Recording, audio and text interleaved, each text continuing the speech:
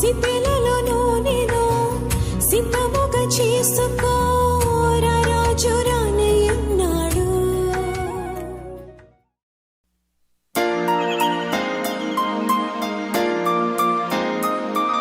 ప్రియమైన దేవుని బిడ్డలారా, మీ అందరికీ ప్రభునామములో మరొకసారి హృదయపూర్వక వందనాలు తెలియజేస్తూ ఉన్నాను. బైబిల్ గ్రంథంలో అన్ని మాటలు కూడా పరిశుద్ధాత్మ చేత రాయబడిన ప్రతి మాట కూడా నాకు చాలా ఇష్టమైనటువంటి మాటలు. బైబిల్ అంతా కూడా ఆదరణకరమైన మాటలు మనకు కనిపిస్తాయి. బైబిల్ చదువుతుంటే దేవుని వాక్యములో ఎన్నో రకములైన ఆదరణకరమైన మాటలు మనకి కనిపిస్తాయి. కానీ అందులో నాకు అత్యంత ఇష్టమైనటువంటి పదం ఏంటో తెలుసునా?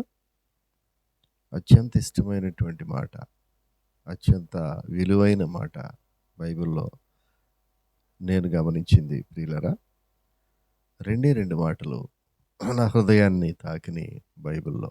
ఒకటి కృప, గ్రేస్. రెండవది ఆరాధన. దేవుని యొక్క కృప, మానవాళి మీద దేవుడు చూపించినటువంటి కృప. రెండవది దేవుణ్ణి హృదయమంతటితో ఆరాధించటం. ఈ రెండు కూడా చాలా ప్రశస్తమైన మాటలుగా నేను పరిశుద్ధ గ్రంథంలో చూస్తూ ఉన్నాను ప్రియులారా. అందుకే ఒక భక్తుడు, ప్రఖ్యాత మన తెలుగు రాష్ట్రాల్లో దేవుని చేత బహుబలముగా వాడబడినటువంటి దైవజనుడు, ఒక పెద్ద దైవజనుడు, ఆయన రచించి పాడినటువంటి అనేకమైన పాటలు, హృదయాలను తాకినటువంటి పాటల్లో ఏం కనిపిస్తుందో తెలిసిన? కృప కనిపిస్తుంది. కృప. ఆయన పాట, ఆయన రాసి స్వరపరిచి పాడినటువంటి పాట ఒకటి నేను మారు మనసు పొందినప్పుడు ప్రియులరా నా హృదయాన్ని తాకింది. అదేం పాట తెలిసిన? కృపామయుడా నీలోన. అది ఎప్పుడు నేను తరచుగా పాడుకుంటుంటాను ప్రియులరా. ప్రియులరా, ఈ కృప అనగా మీ అందరికీ తెలిసిన మాట ఏంటో తెలిసిన?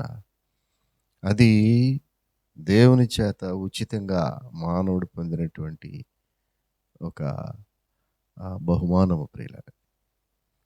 కృప, బైబిల్ చెప్తా ఉంది, కృప కృప వెంబడి కృప, అధికమైన కృప.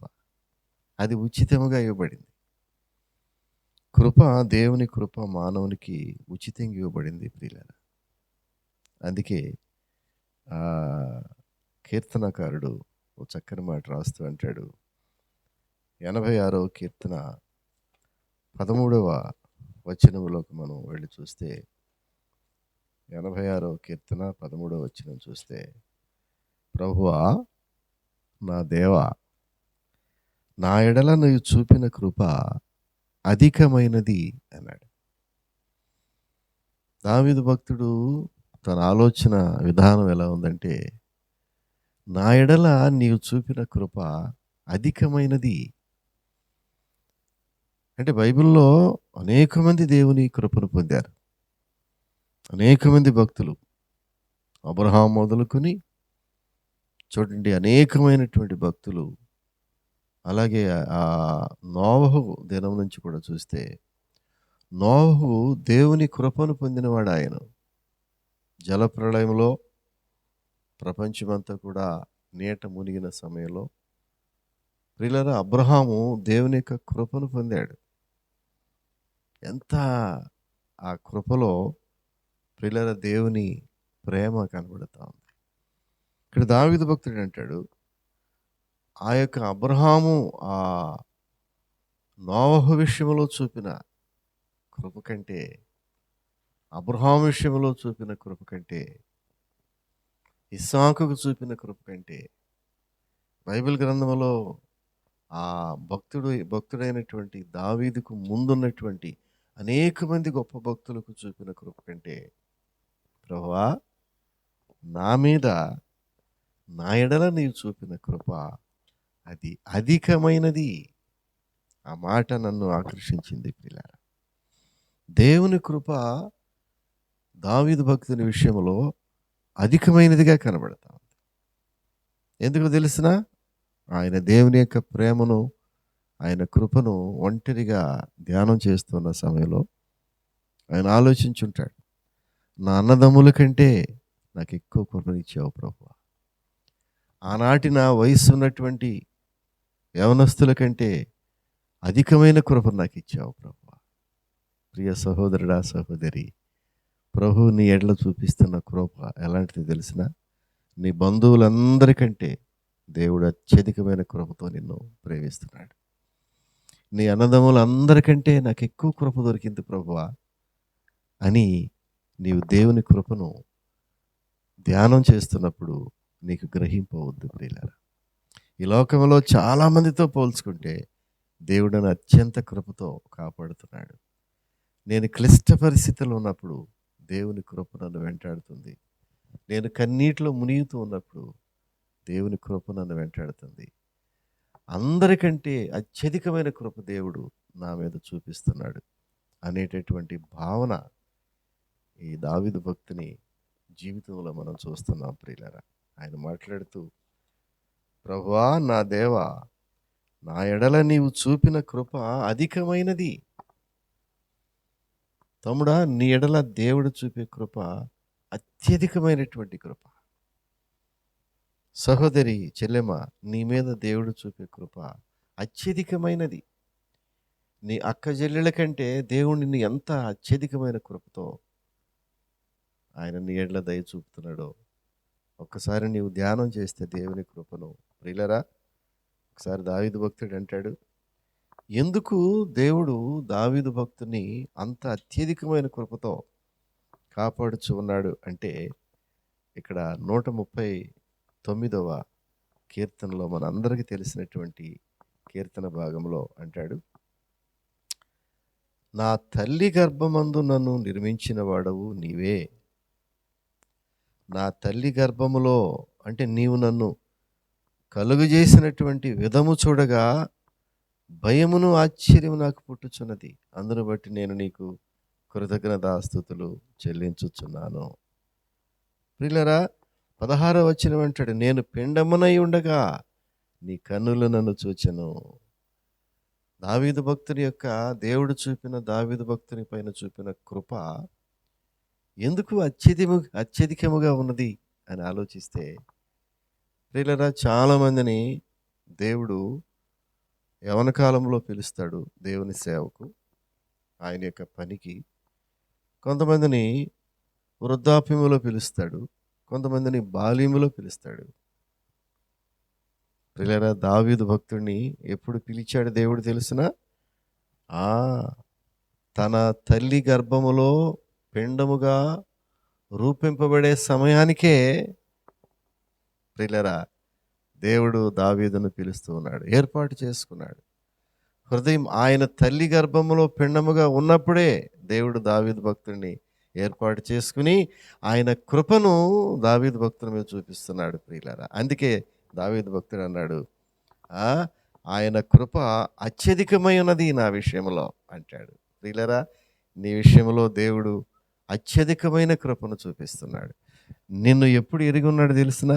నీ తల్లి గర్భములో పిండముగా రూపింపబడక ముందే దేవుని యొక్క కన్నులు నిన్ను చూడటమే కాదు, నిన్ను ఏర్పాటు చేసుకున్నాయి. తమ్ముడా, నీవు ఇప్పుడు ఏర్పాటు చేసుకున్నవాడు కాదు. నీ తల్లి గర్భములో నీవు పిండముగా రూపింపబడిన ఆ సమయమునకు ముందే దేవుని యొక్క మహాకృప నీ మీద ఉన్నదని నీవు గ్రహించవలసినటువంటి పరిస్థితి ఉన్నది ప్రియులారా. అందుకే ఇక్కడ గలతీయులకు రాసిన పత్రికలో ప్రియులారా, పౌలు భక్తుడు తన యొక్క జీవితంలో ఏమన్నాడో తెలిసిన పౌలు భక్తుడు చూద్దాం ఒక్కసారి. గలతీయులకు రాసిన పత్రిక, అపోస్తలుడైన పౌలు గారు గలతీయులకు రాసిన పత్రిక 1వ అధ్యాయము 15వ వచనం చూస్తే, అయినను తల్లి గర్భమునందు పడినది మొదలుకొని నన్ను ప్రత్యేకపరిచి తన కృపచేత నన్ను పిలిచిన దేవుడు, నేను అన్యజనులలో తన కుమారుని ప్రకటింపవలెనని. పౌలు భక్తుని యొక్క జీవితంలో కూడా ఇదే జరిగింది. పౌలు గారిని ఎప్పుడు దేవుడు ఎన్నుకున్నాడు తెలిసిన? ఆయనను తల్లి గర్భమునందు పడినది మొదలుకొని. ప్రియ సహోదరి సహోదరుడా, ప్రభు నిన్ను ఎంత ప్రేమిస్తున్నాడంటే, ఆయన కృప నీ ఎడల ఎంత అధికముగా ఉన్నదంటే, నీ తల్లి గర్భములో నీవు పిండముగా రూపింపక మునిపే భక్తుడైనటువంటి పౌలు గారు మాట్లాడుతున్నాడు. నా తల్లి గర్భమునందు పడినది మొదలుకొని నన్ను ప్రత్యేకపరిచి తన కృపచేత నన్ను పిలిచిన దేవుడు. ఎప్పుడు పిలిచాడు పౌలు గారిని? తల్లి గర్భములో రూపింపబడక ముందే దేవుడు భక్తుడైన పౌలు గారిని పిలిచాడు. ప్రియులారా, సహోదరుడా సహోదరి, దేవుని కృప ఎంత ఉత్తమమైనది. కృప అనగా అది ఉచితముగా దేవుడు మనకిచ్చేది. మనం పొందే రక్షణ ఎలాంటిదో తెలిసిన? అది ఉచితముగా దేవుడు మనకు అనుగ్రహించేది. అందుకంటాడు, కృపచేతనే. దేని చేత రక్షించబడ్డాం మనం?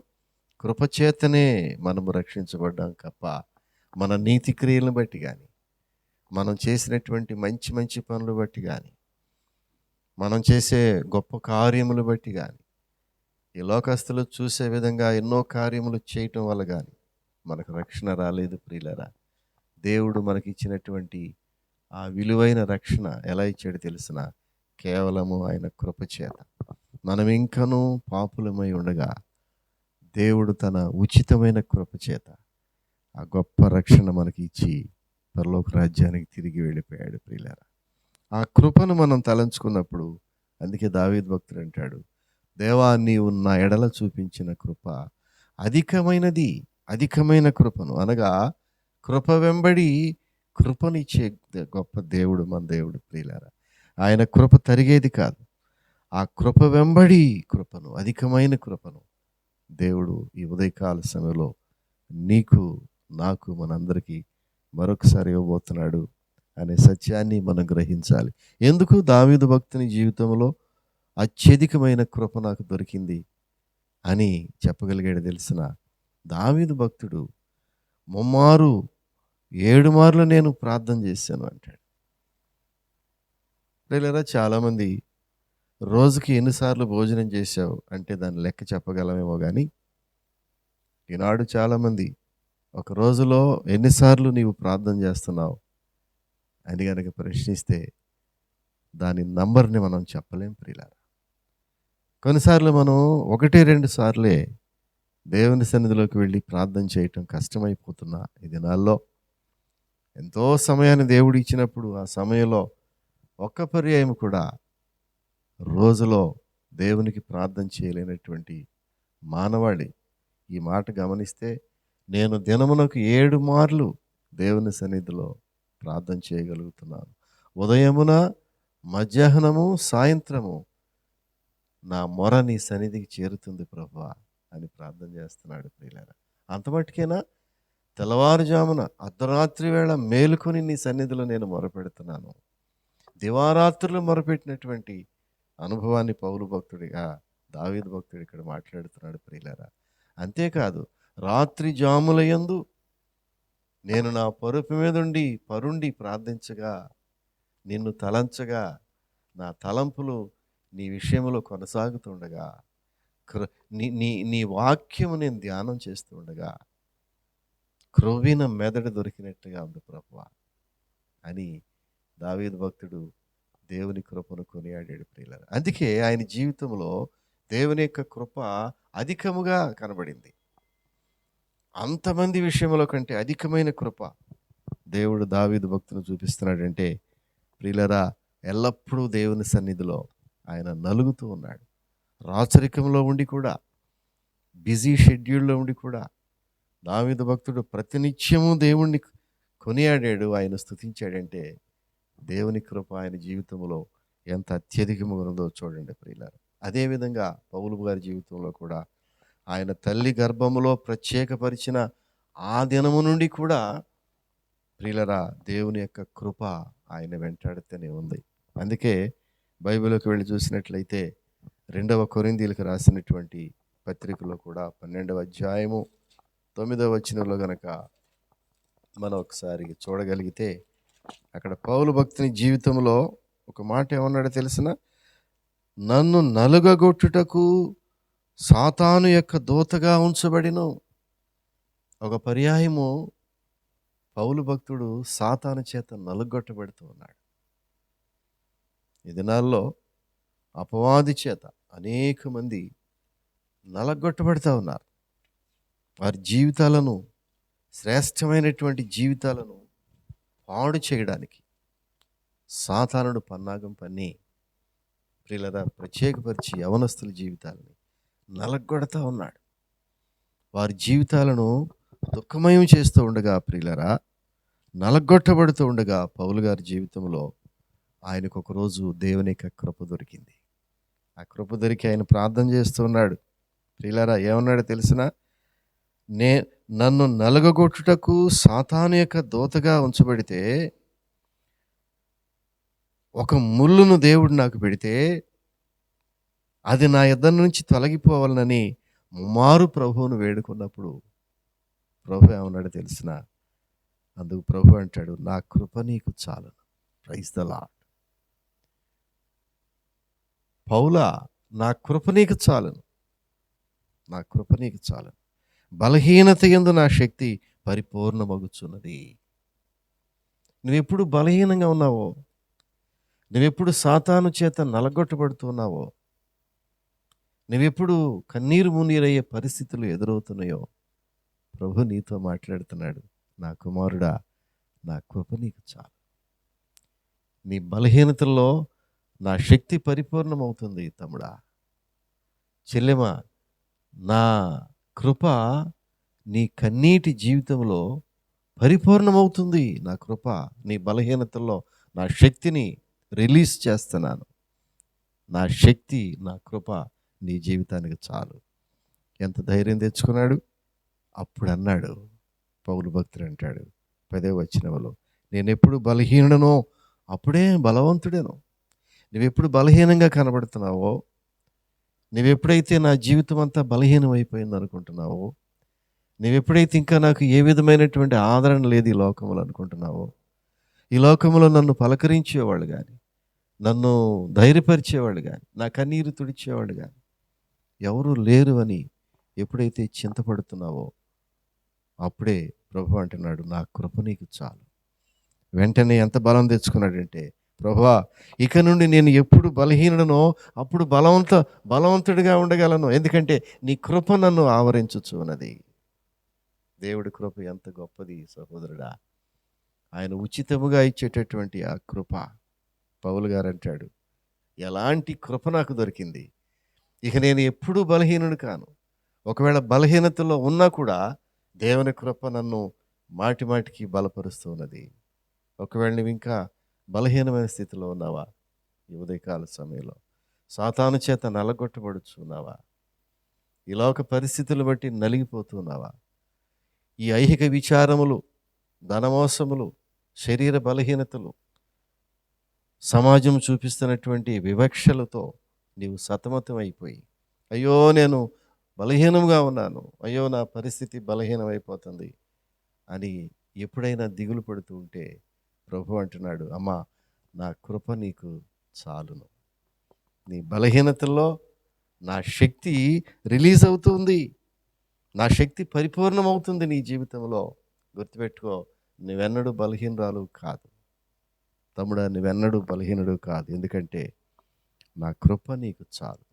యోగ్యుడను కాదు అని ఒక యవనస్తుడు ప్రియులారా సర్వస్వమును పోగొట్టుకుని తన తండ్రి ఇంటి నుంచి పారిపోయి లోక ఆశలకు బలైపోయి తన తండ్రి ఆస్తిలో తన వాటాను తీసుకుని దూరదేశములకు వెళ్ళిపోయి తన సమస్తమును పోగొట్టుకుని, ఆరోగ్యాన్ని పోగొట్టుకుని, డబ్బును పోగొట్టుకుని, విలువలను పోగొట్టుకుని, చివరకు వస్త్రహీనుడై ప్రియులారా, చివరికి ఏం తిన్నాడో తెలిసిన, పందులు తినేటటువంటి పొట్టు కూడా దొరకని పరిస్థితుల్లో అతడు చివరికి ఏం చేసి తెలిసిన, తను ఒకే ఒక రోజు పశ్చాత్తాపపడి అయ్యో నేను యోగ్యుడను కాను, ఐఎమ్ అన్వర్ది లార్డ్. తండ్రి నేను నీ కుమారుని అనిపించుకోవటానికి కూడా నాకు ఏమాత్రం యోగ్యత లేదని ఎప్పుడైతే మరలా తండ్రి యొద్దకు రావటం ప్రారంభించాడో, ఆ తండ్రి తన కృప కలిగిన తండ్రి. ప్రియులారా, ఇది పరలోక తండ్రికి అన్వయించినప్పుడు, నీవు పశ్చాత్తాపపడినప్పుడు దేవుని కృపను మరలా పొందుతావు. ఉదయకాల సమయంలో నీవే స్థితిలో పడిపోయి ఉన్నావో, ఈ యవనస్తుడు అన్నీ పోగొట్టుకున్నాడు, ఏది తనకంటూ మిగలలేదు. ఈ ఉదయకాల సమయంలో సహోదరి సహోదరుడా, నీవు ఏ స్థితిలో ఉన్నా, సమస్తమును పోగొట్టుకున్నా, అయ్యో నాకంటూ ఏది ఈ లోకంలో మిగిలి ఉండలేదు ప్రభువా, నీవెన్నో ఈవులు నాకు ఇచ్చావు, ఒక్కొక్కటి నీకు దూరం అయిపోయి సమస్తాన్ని పోగొట్టుకున్నాను, నాకంటే ఏమీ మిగలలేదు. దుఃఖపడుతున్నావా? నాకంటూ ఏముంది అనుకుంటున్నావా? ఏమీ లేదు ప్రభువా, రిక్త హస్తాలతో ఉన్నాను నేను. నా విధేయత వల్ల నీకు దూరమై నేను ఏమీ సాధించలేని స్థితిలో ఉన్నదంతా పోగొట్టుకున్నాను ప్రభువా. ఎప్పుడైతే యవనస్తుడు పశ్చాత్తాపడ్డాడో, మరలా దేవుని యొక్క తండ్రి యొక్క కృప ఆయనకు దొరికింది.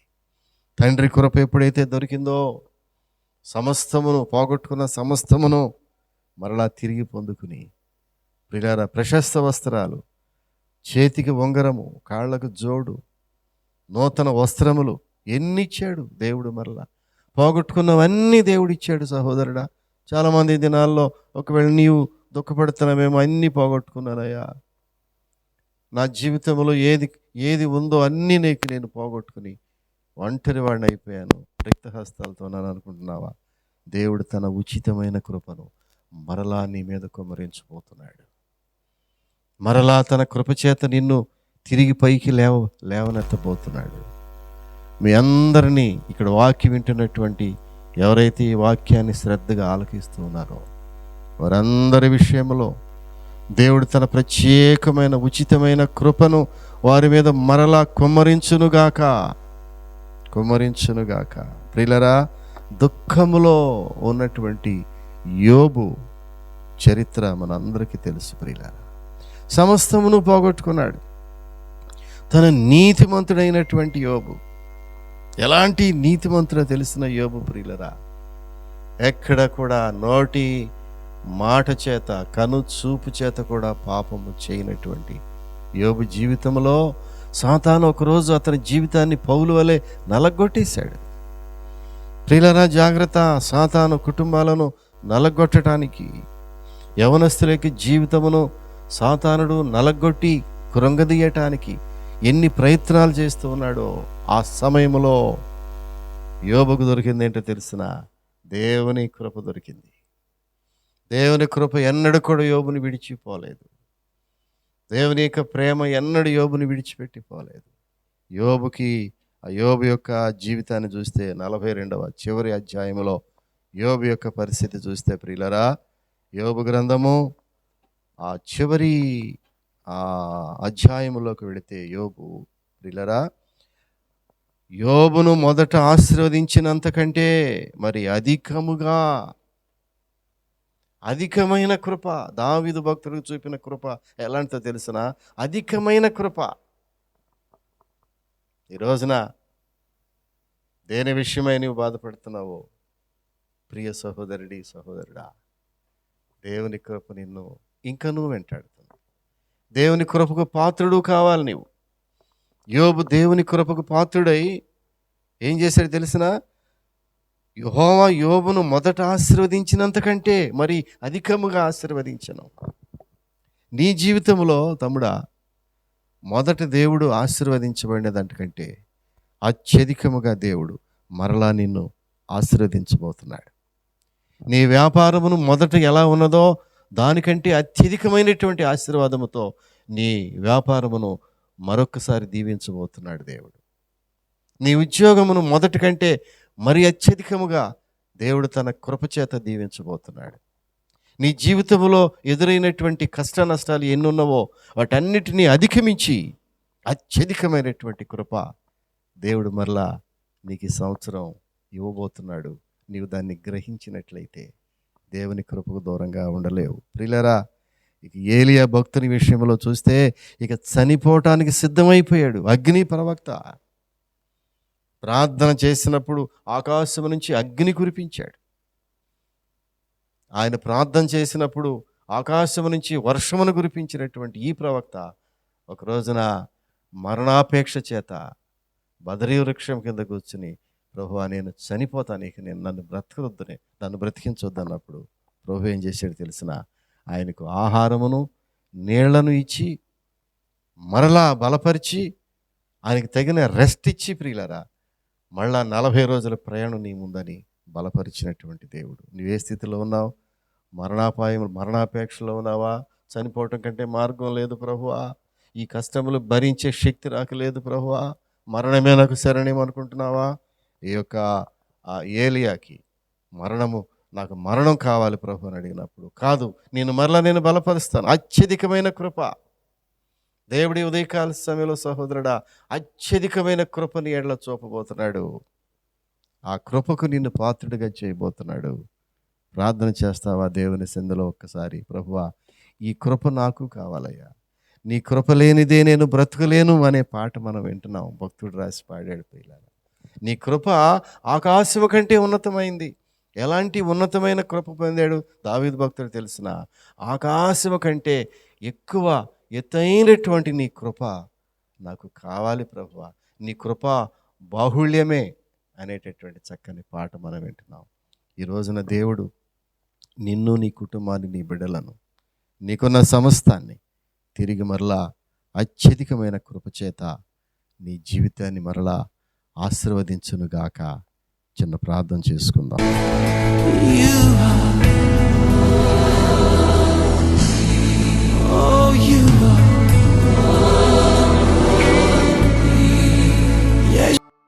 పరిశుద్ధుడా, ప్రేమ కలిగిన మా పరలోకపు తండ్రి, నీ కృప ఎంత గొప్పది. ఉచితమైన కృపను మానవాళికి ఇస్తున్నావు. ఆ కృప చేతే మమ్మల్ని రక్షించావు. కృప వెంబడి కృప మా జీవితాల్లో మేము చూస్తున్నాం.